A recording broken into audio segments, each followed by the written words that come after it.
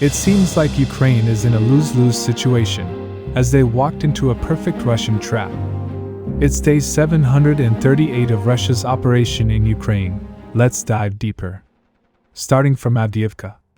As only one village is left in their defense belt, Ukrainians recently made some costly attempts. Yesterday we saw how Russians were able to collapse Ukrainian belt, as they took 3 out of 4 villages. Furthermore, I also told you that Russian forces have already started attacking Semyonivka. However, it seems like Ukrainian forces had different plan. As I previously said, the situation for Ukrainians is severe, because they don't have any good fortifications for several kilometers. So if they lose this last village, then they will have to eventually move to this line to stabilize the front. So Ukrainian forces are planning to hold this unfortified belt at any cost. They even launched a counterattack. Latest report says Ukrainian forces launched counterattack on these 3 recently lost villages. They were counterattacking under cover of FPV drone and artillery. As I have said many times, this belt is not fortified. There are very few good positions which can be used to protect the units. And that also applies to Russian forces holding the village. So instead of holding at any cost and paying heavy price, they decided to withdraw from small parts. Since then they were able to repel all Ukrainian counterattacks.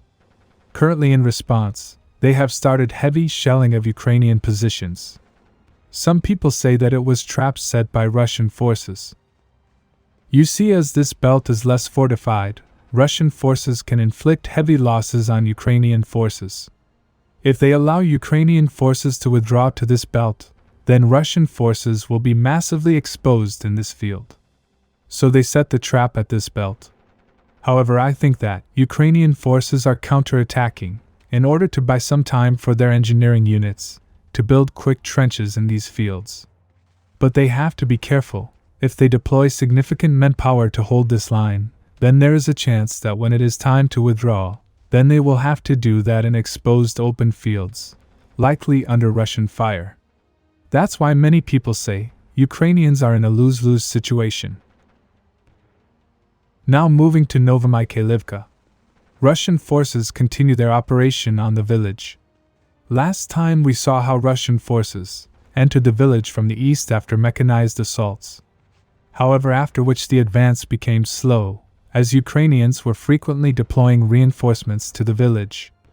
In fact, they even tried couple of times to counterattack, but they were not able to push Russian forces back. However, recently we finally saw some movements. Latest report says Russian forces, after many days of intense fighting, were able to take this area under their control. Recently they even shared video of them raising flag at the southern part of Novomykhailivka. Now moving little northwards to Boya. As I previously reported, Ukrainian forces, after withdrawing from the village, were regrouping at the heights. Many sources were expecting a Ukrainian counterattack. For the past couple of days we have been seeing that happening. Russian sources say Ukrainian forces are counterattacking with help of Western equipment. However, until now their forces were able to repel all the attacks. However, Russian sources are expecting a few more waves. Subscribe for more frontline updates. Let me know your thoughts in the comments down below.